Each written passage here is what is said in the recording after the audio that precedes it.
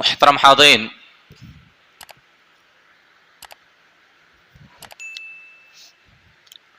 اللہ کے فضل و کرم سے اور اس کی توفیق سے آج ہم لوگوں نے قرآن تراویح میں مکمل کر لیا۔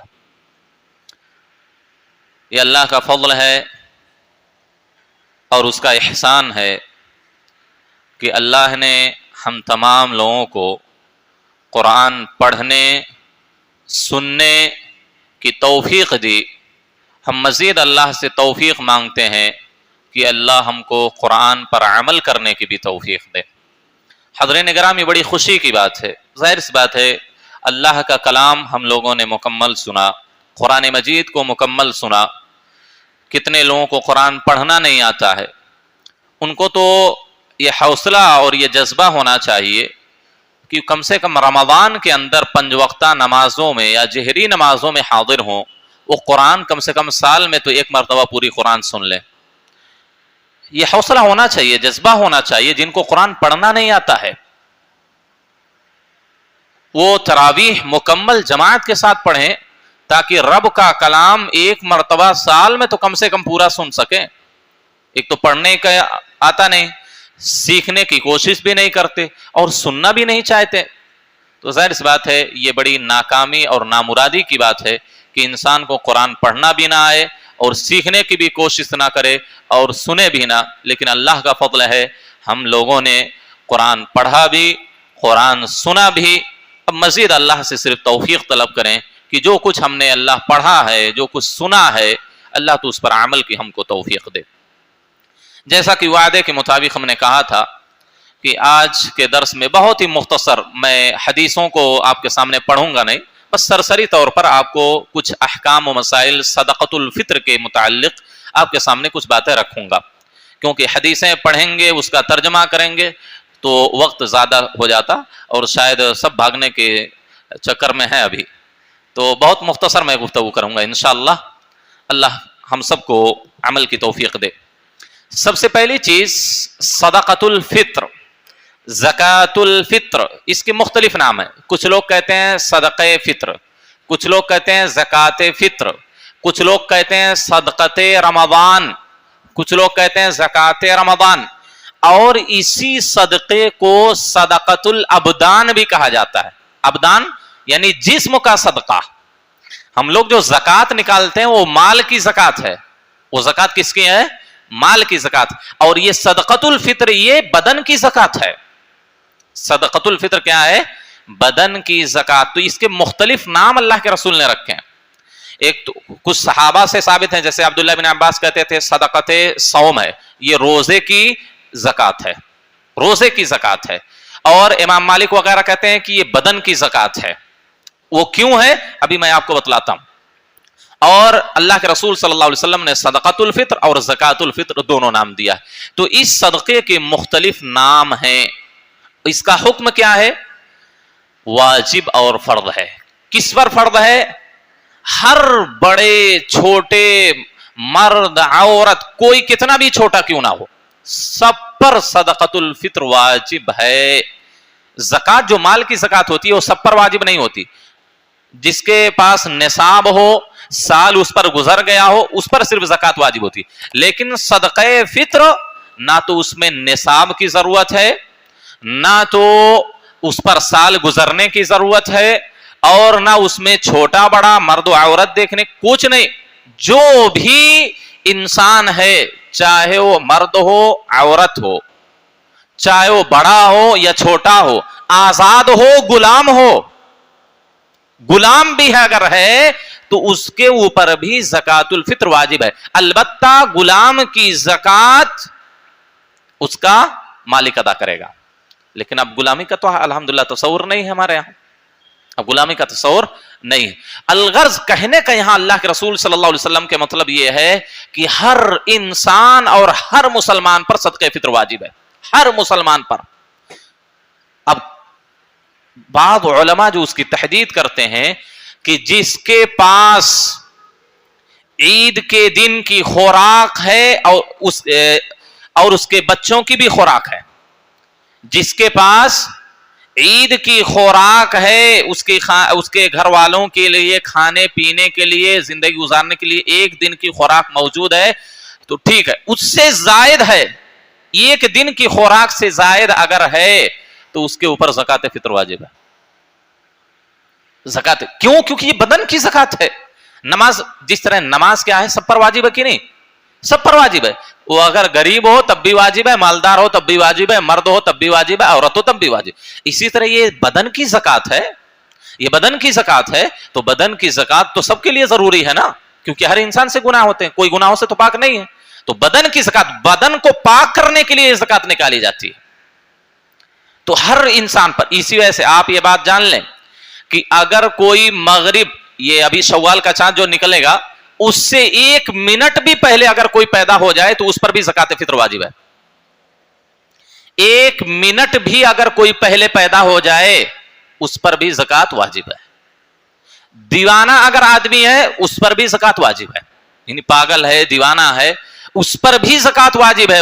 جو اس کی کفالت کر رہے ہیں اس کے گھر والے اس کی طرف سے نکالیں گے. الغرض کوئی بھی مسلمان ایسا نہیں ہے کہ زکات الفطر سے اس کو چھٹکارا ہو، سب کو زکات الفطر ادا کرنا ہے. اور دوسری بات، اسی کے متعلق ایک مسئلہ آتا ہے کہ آج جنین سمجھتے ہیں جو ماں کے پیٹ میں ابھی بچہ ہے، کیا اس پر زکات الفطر ہے؟ اہل علم کے درمیان اختلاف ہے. اس میں دو حالتیں ہیں. پہلی حالت، اگر روح ابھی نہیں پھونکی گئی ہے، یعنی 120 دن کا ابھی بچہ نہیں ہوا ہے، تو اس پر زکات فطر واجب نہیں ہے، بلکہ اس کی طرف سے دیا بھی نہیں جائے. لیکن اگر روح پھونک دی گئی ہے تو گویا کہ ایک اب انسان ہو گیا، ذی روح ہو گئی نا، جاندار چیز ہو گئی. تو سلف بہت سارے صحابہ، تابعین اس کی طرف سے بھی زکات نکالنے کو مستحب کہتے ہیں. البتہ جو ابھی پیدا نہیں ہوا ہے اس کی طرف سے زکات نکالنا واجب نہیں. ہاں روح پھونک دی گئی ہے، اگر کوئی نکالنا چاہے تو نکال سکتا ہے. بہت سارے سلف صالحین سے اس طرح کے آثار مروی ہیں کہ وہ جنین یعنی ماں کے پیٹ میں جو بچہ ہوتا تھا اس کی طرف سے بھی زکات نکالتے تھے. جی یہ زکات ہم کیوں نکالیں گے بھائی؟ سال میں تو ایک زکات نکالتے ہیں، صدقات کرتے رہتے ہیں، یہ زکات کیوں نکالیں گے؟ اس کی بڑی حکمت ہے. پہلی حکمت نبی صلی اللہ علیہ وسلم نے کیا بتلائی؟ طہرۃ للصائم من اللغو والرفث.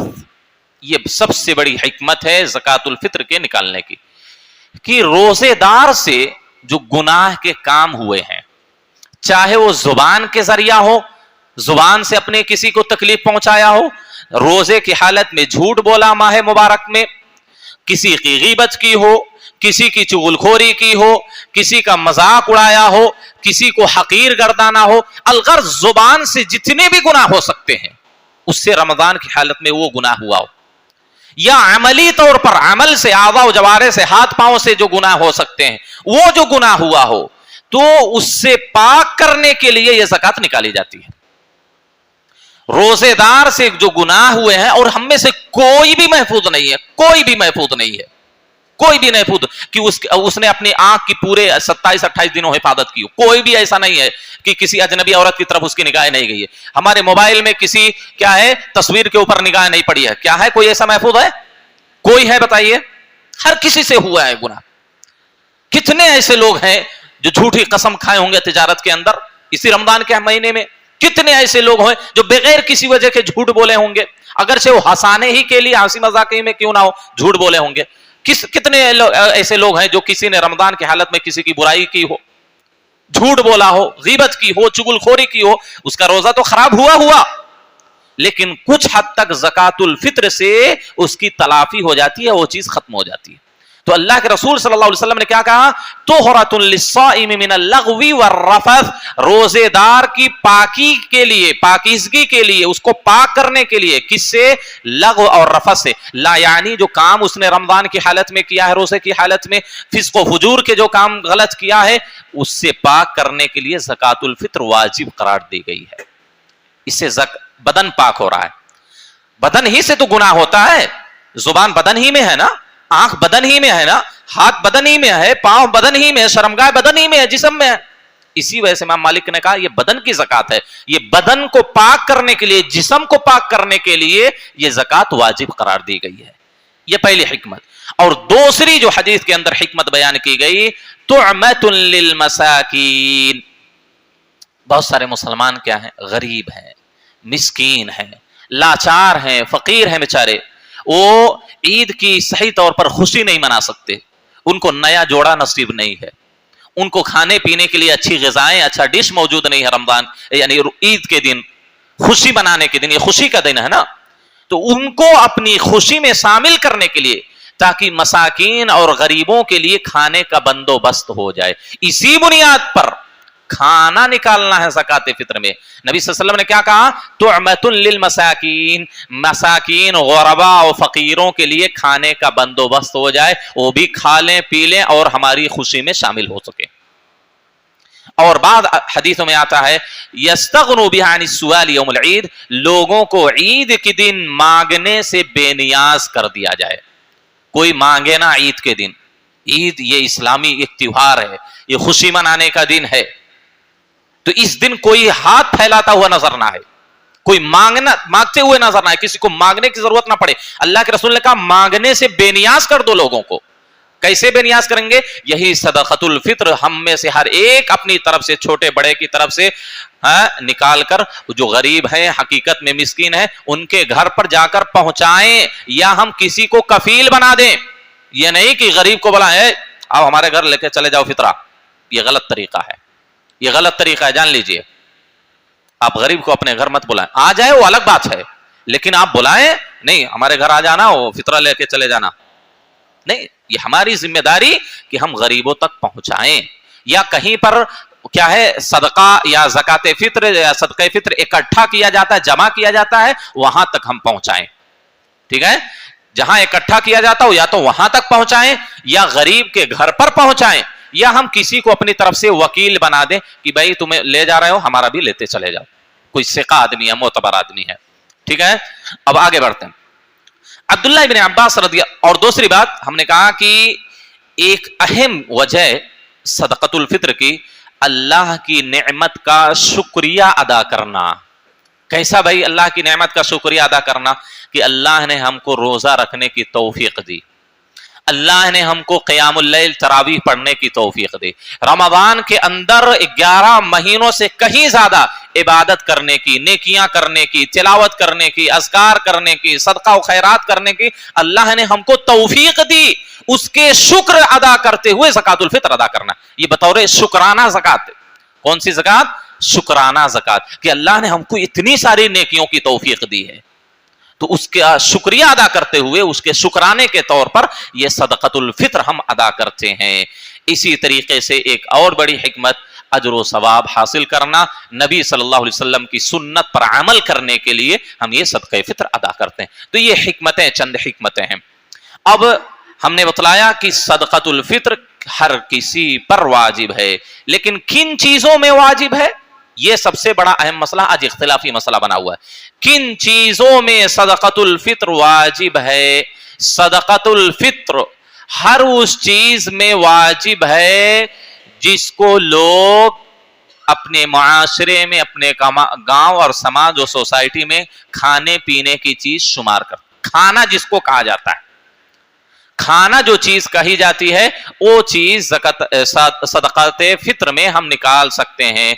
اب اگر صحابہ کو دیکھیں گے تو صحابہ اللہ کے رسول صلی اللہ علیہ وسلم کے زمانے میں کیا چیزیں نکالتے تھے؟ کھجور، کشمش، کشمش سمجھ رہے ہیں نا؟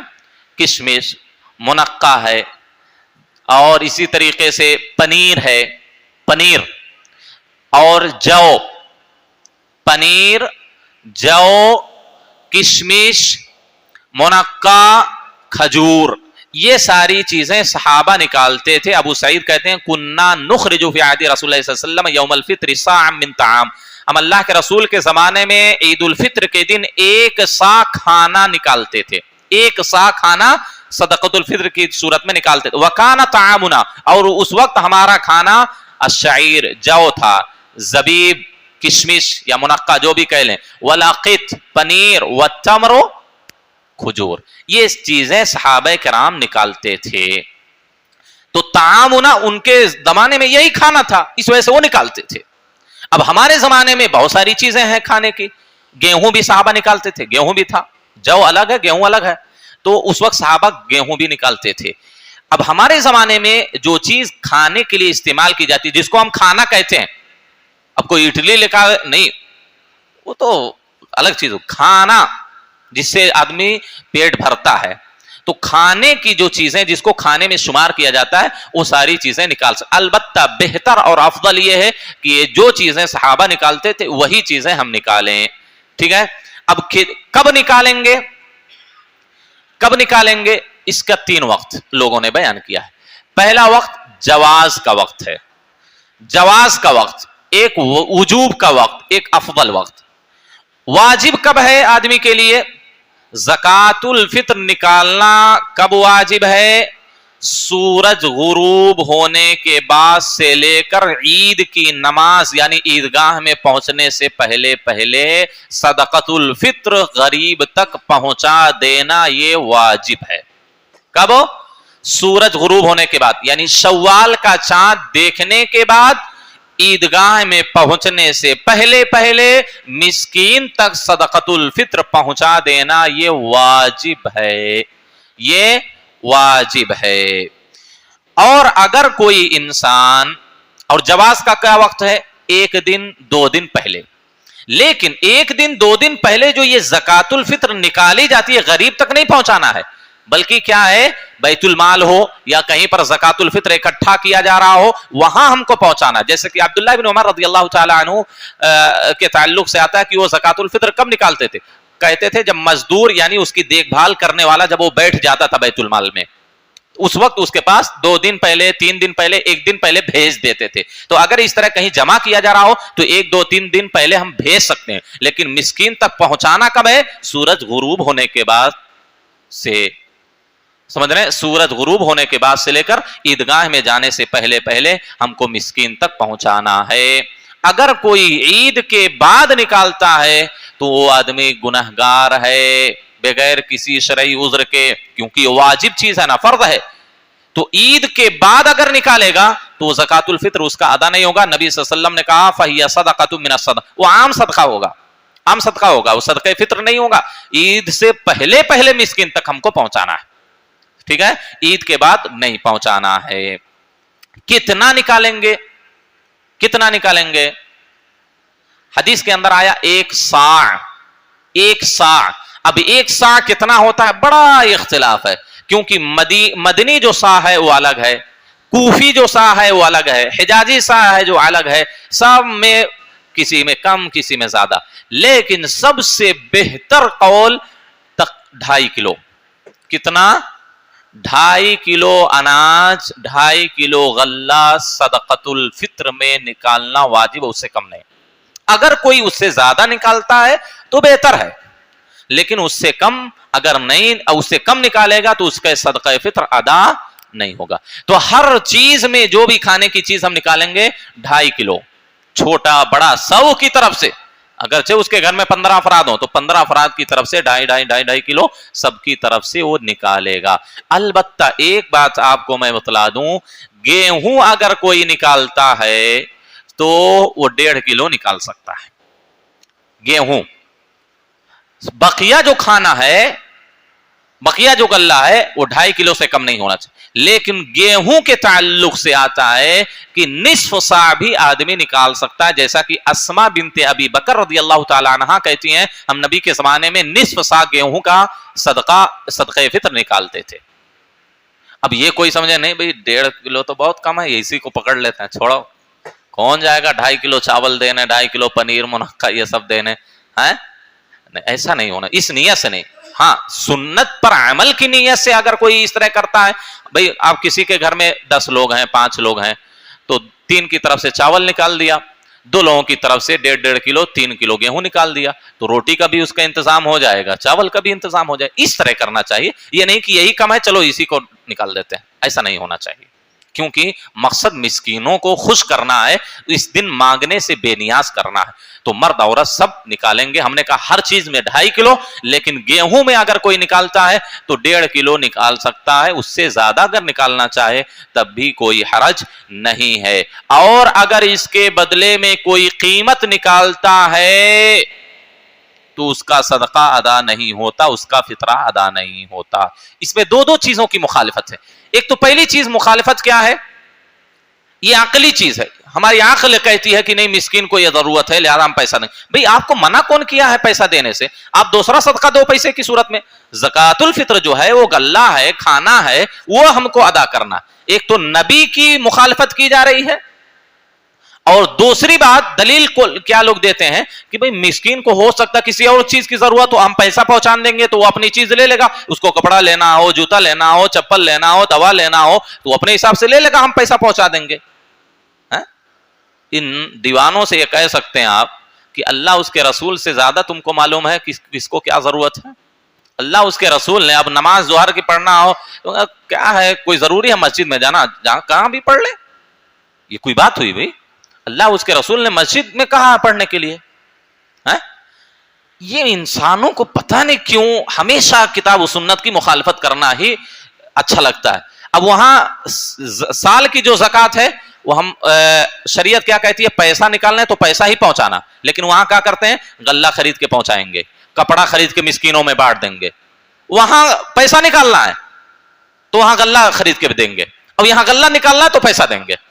دیکھیں کیسی مخالفت، ہر جگہ مخالفت کرنا ہے شریعت کی۔ تو عقل کا گھوڑا کبھی نہیں دوڑانا چاہیے۔ اب عقل ہی کے مطابق اگر دین چلتا نا تو ہم لوگ موزے پر مسا کہاں کرتے ہیں؟ اوپر حصے پر کرتے ہیں نا، لیکن عقل کیا کہتی ہے؟ گندگی نیچے لگتی ہے تو گندگی یہاں نیچے مسا کرنا چاہیے، نیچے مسا کرنا چاہیے، ہے کہ نہیں؟ تو عقل سے کام نہیں چلتا بھائی، یہ دین عقل سے نہیں چلتا، وحی سے چلتا ہے، دلیل سے یہ دین چلتا ہے۔ تو نبی صلی اللہ علیہ وسلم نے غلہ نکالنے کا حکم دیا، غلہ نکالیں، قیمت اگر کوئی نکالتا ہے تو اس کا فطرہ ادا نہیں ہوتا ہے۔ اچھا اس کو ہم خرچ کہاں کریں گے؟ کچھ لوگ کہتے ہیں کہ زکوٰۃ کے جو 8 مصارف ہیں، غریب ہیں، مسکین ہیں، مدارس ہیں، یہ ہیں وہ ہیں، جو قرض تلے دبا ہوا ہے، یہ ہے وہ ہے، کچھ نہیں، وہ غلط چیز ہے، وہ صحیح قول نہیں ہے۔ صحیح بات یہ ہے کہ صرف اور صرف صدقۃ الفطر یا زکوٰۃ فطر کو ہم صرف غربا اور مساکین ہی کو دیں گے، غیر مسلمین کو بھی دینا زکوٰۃ فطر کیا ہے؟ جائز نہیں۔ وہ زکوٰۃ دے سکتے ہیں اگر وہ اسلام کی طرف مائل ہو یا اس کو مائل کرنے کے لیے، ٹھیک ہے؟ کوئی مقروض ہو زکوٰۃ دے سکتے ہیں اس کا قرض ختم کرنے کے لیے، کوئی کیا ہے غلام ہو اس کو آزاد کرنے کے لیے زکوٰۃ دے سکتے ہیں، وہ الگ مسئلہ ہے۔ لیکن زکوٰۃ الفطر صرف اور صرف غریب اور مسکین ہی کو دیں گے، اس کے علاوہ کسی کو بھی دینا جائز نہیں، وہ کتنا ہی مجبور کیوں نہ ہو، اور غیر مسلم کو کسی بھی صورت میں زکوٰۃ الفطر نہیں دے سکتے۔ جو مسلمان غریب اور فقراء ہیں ان کو اپنی خوشی میں شامل کرنے کے لیے، عید کے دن مانگنے سے بے نیاز کرنے کے لیے صرف ان کو دینا، مدارس میں بھی نہیں دینا۔ اگر کوئی اس بات کی ذمہ داری لیتا ہے کہ ہاں جو مدرسے کے اندر حقیقت میں جو غریب بچے پڑھتے ہیں صرف انہی کو کھلایا جائے گا، سپریٹ خاص طور پر اسپیشل طور پر ان کے لیے رکھا جائے گا، تو ٹھیک ہے دے دیجئے، اس کو حوالے کر، لیکن مدارس میں انتظام ہوتا نہیں، یہ نظام چلتا نہیں، سب میں وہی کھا رہے ہیں کھلا رہے ہیں۔ تو اس کا مطلب یہ ہوا کہ مدارس والے بھی اگر مانگیں تو ان کو مت دیں، یہ گاؤں سماج اور معاشرے کے جو غربا ہیں انہی پر آپ صدقۃ الفطر خرچ کریں۔ اب کہاں نکالیں گے؟ دیکھیے بہتر یہی ہے کہ آپ جس گاؤں میں رہتے ہیں اس گاؤں کے فقراء پر اپنے صدقۃ الفطر کو خرچ کریں، اپنے گاؤں کے غریبوں اور مسکینوں کو دیں۔ آپ کے گاؤں اور معاشرے میں کوئی نہیں ہے تو آپ اپنے گاؤں سے باہر کہیں بھی جو مستحق ہیں ان کو دے سکتے ہیں، ان کو کیا ہے دے سکتے ہیں۔